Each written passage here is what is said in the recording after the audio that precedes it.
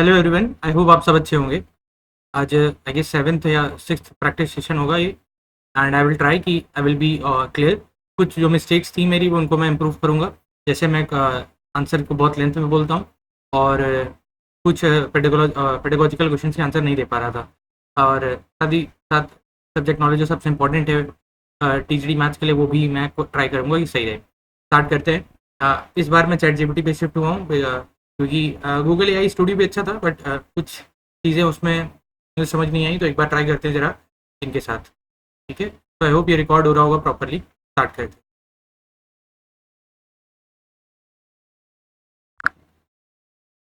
Hello. Hi, I'm here. Are you ready to dive into some practice?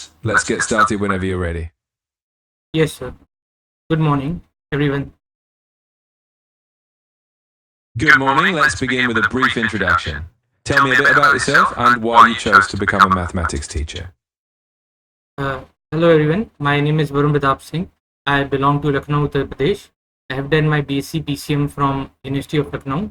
After that I did my BEd, and while I was doing BEd, I started giving tuitions to students in my colony.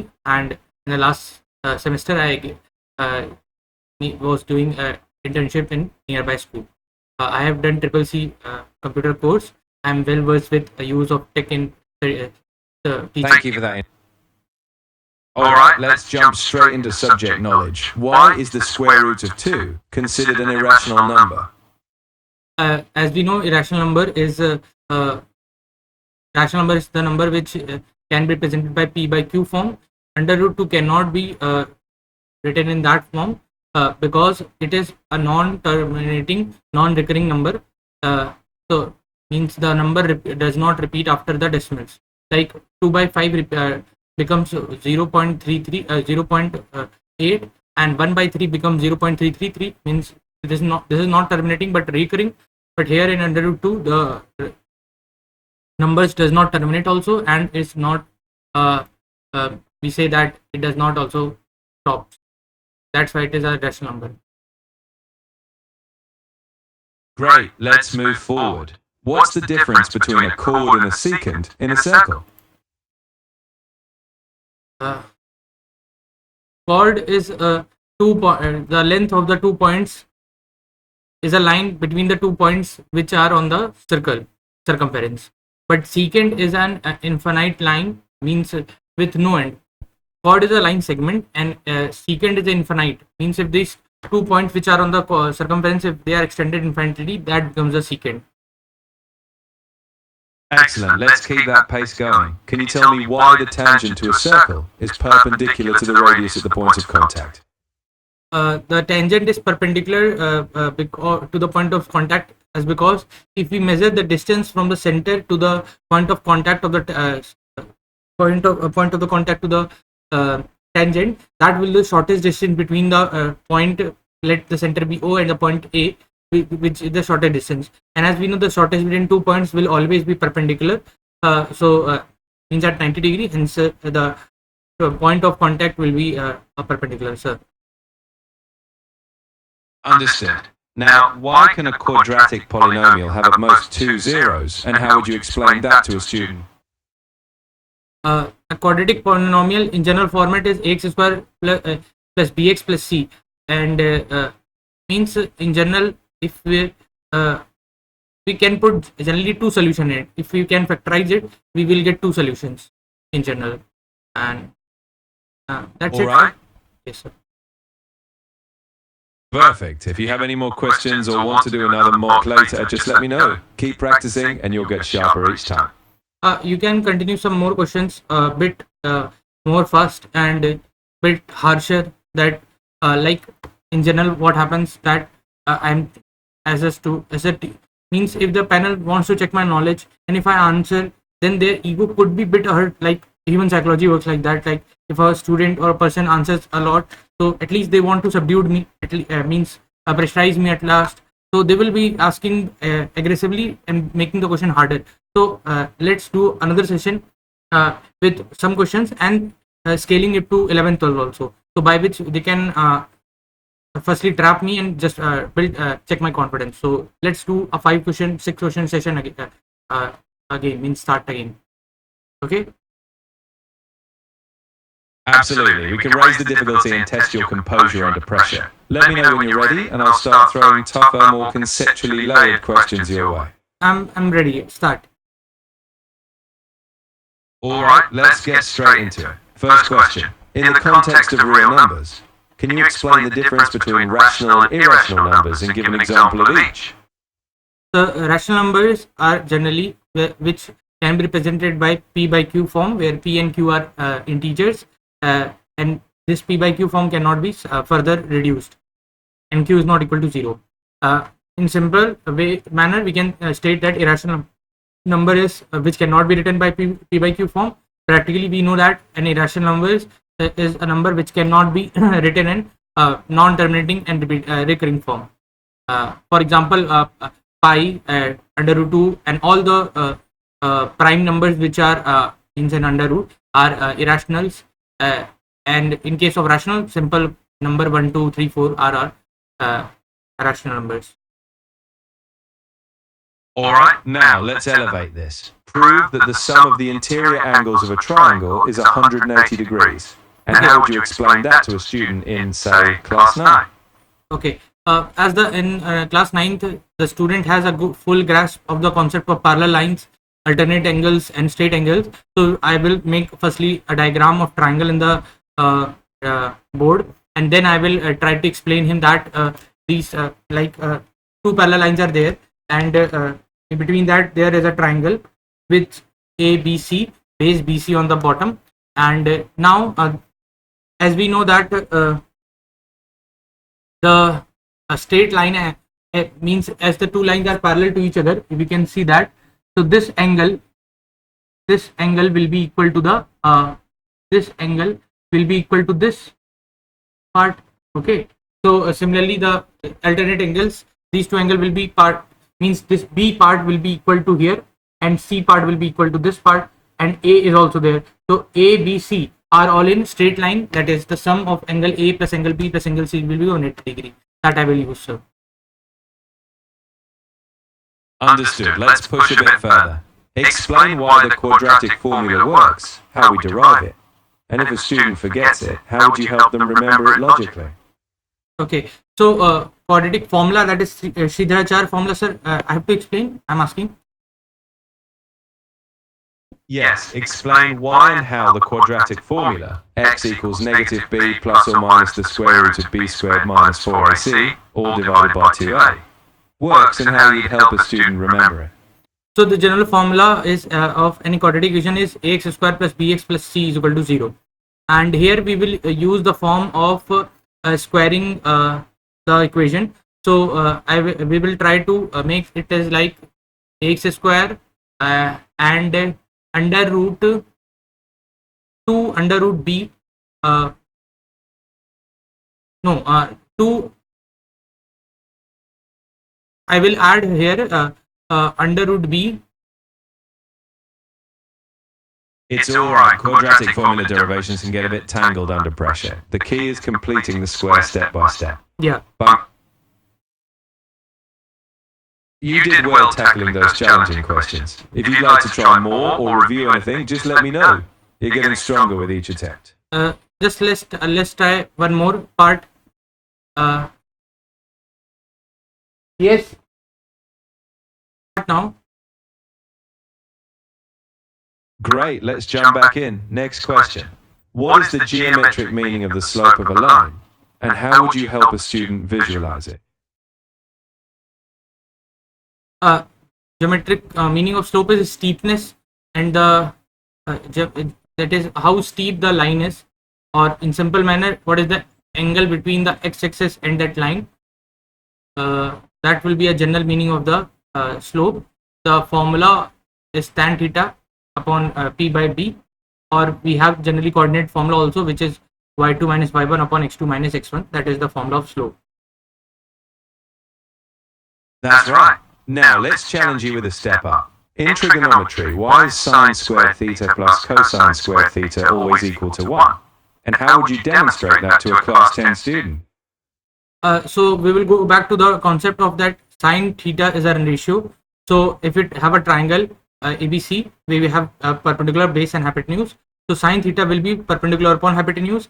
Similarly, cos theta will be a base upon hypotenuse. And if we put these two things in sine square theta cos square theta, we will have p square upon h square plus b square upon h square, where the base are same, denominator is same, so they will add. This will become as p square plus b square upon h square, and as by using Pythagoras we know that p square plus b square is equal to h square, so the formula will be h square upon h square, that will be equal to 1. Nicely done. Let's keep the momentum. In coordinate geometry, what is the section formula, and how would you apply it if a point divides a line segment in the ratio 2 to 3?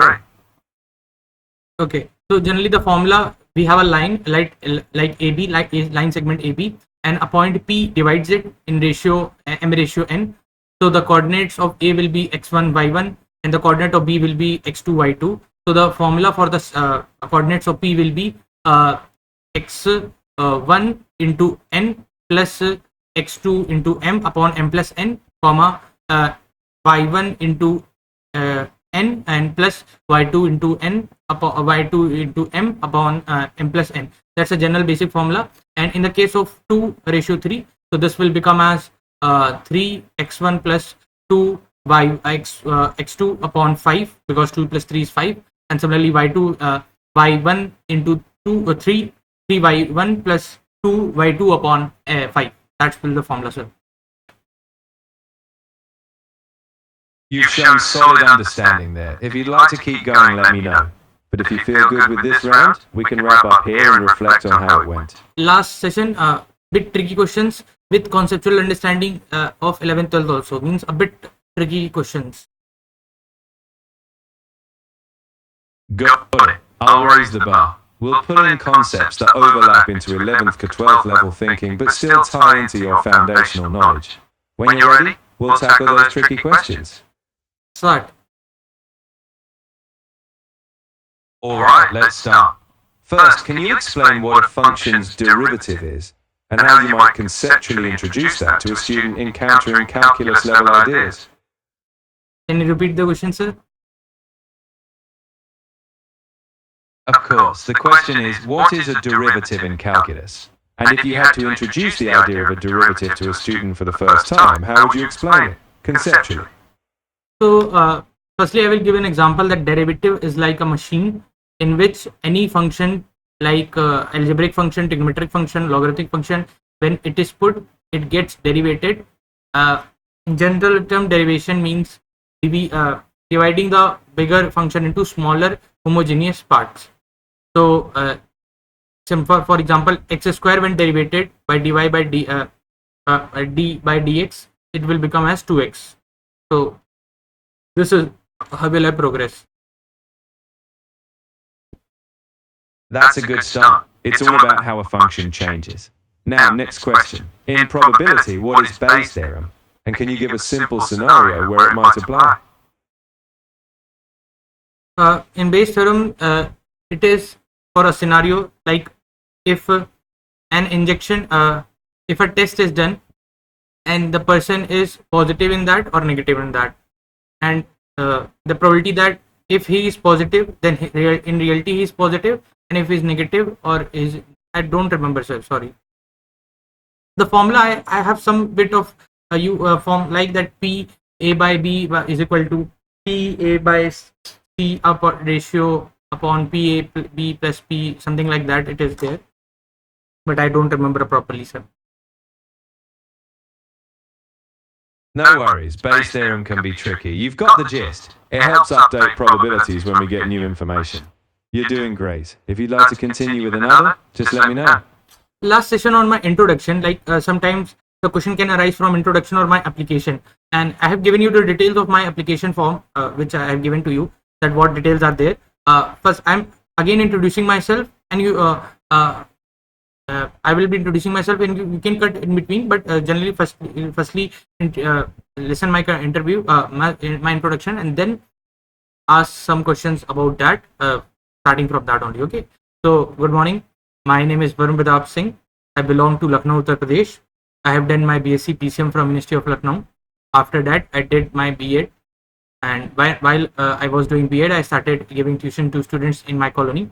And in last semester of B.Ed, I did internship in a school.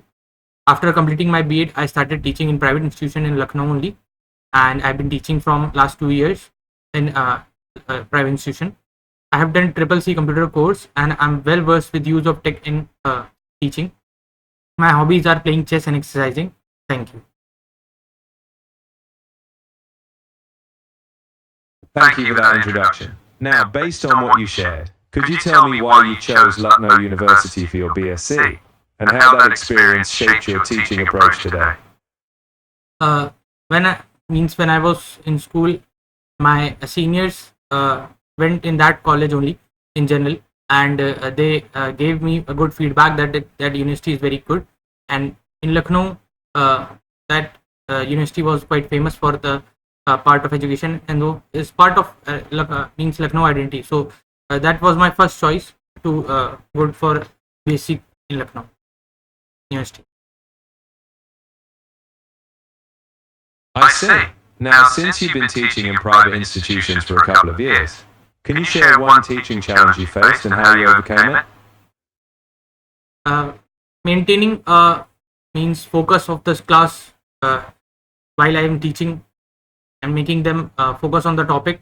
So firstly, I was a bit very telling them concept again and again, but then slowly I understood that they need some examples in between, plus they need to have a bit of stories.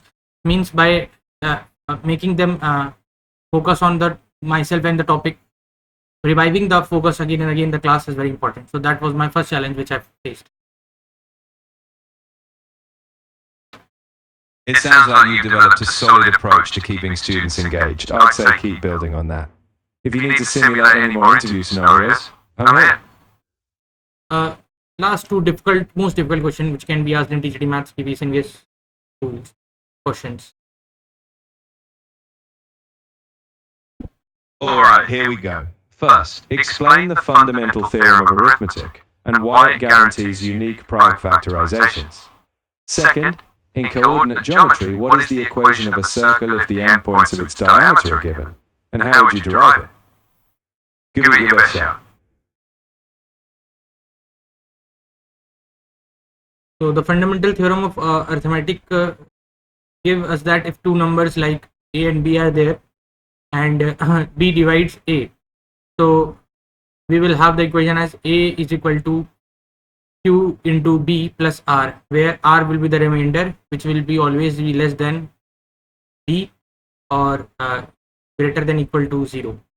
So here, by this, using this, we can find the LCM. About the circle, we have general equation as x square plus y square is equal to r square,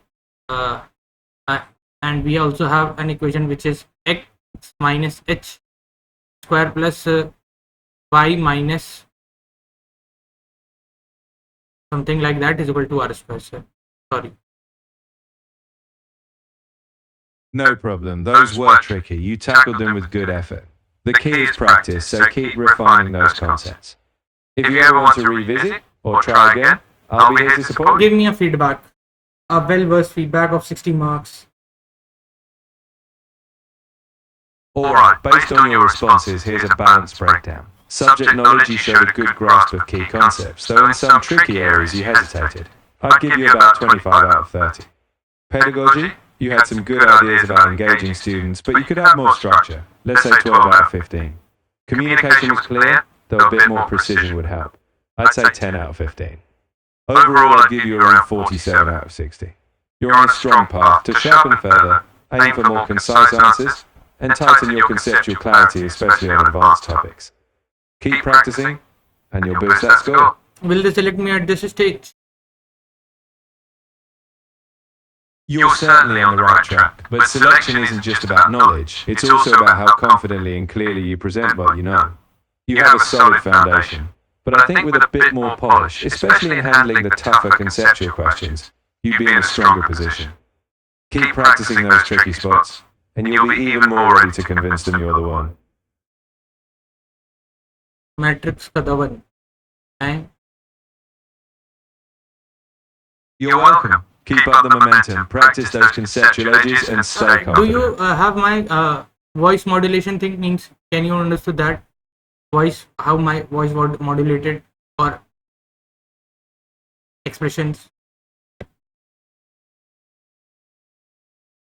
I don't have the ability to analyze your actual voice or tone directly. Okay. I'm just here. My speech rate. Whenever you're ready. No, If you want to my rehearse another speed of speech, you'll speaking. Do practice. you have that knowledge that how fast and slow I speak? I can't measure your speaking speed quantitatively. My focus is on the content and clarity of what you say. Okay. In However, that, what do you understood about my answer length and my speed of speaking? Are they good or bad? Your answers were thoughtful but occasionally a bit long, especially when diving into examples. As for speed, you speak at a comfortable pace, but slowing down slightly on complex points might help ensure clarity.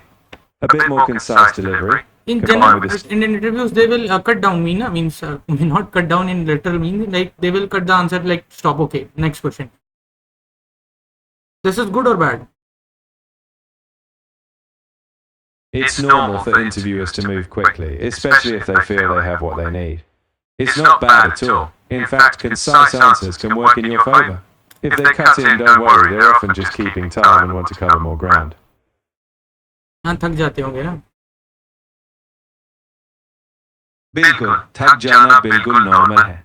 और ये भी एक skill है कि आप अपने जवाब को शॉर्ट और इम्पैक्टफुल चलो कैसे हिंदी बना में बात सकते नहीं हैं. करता मैं.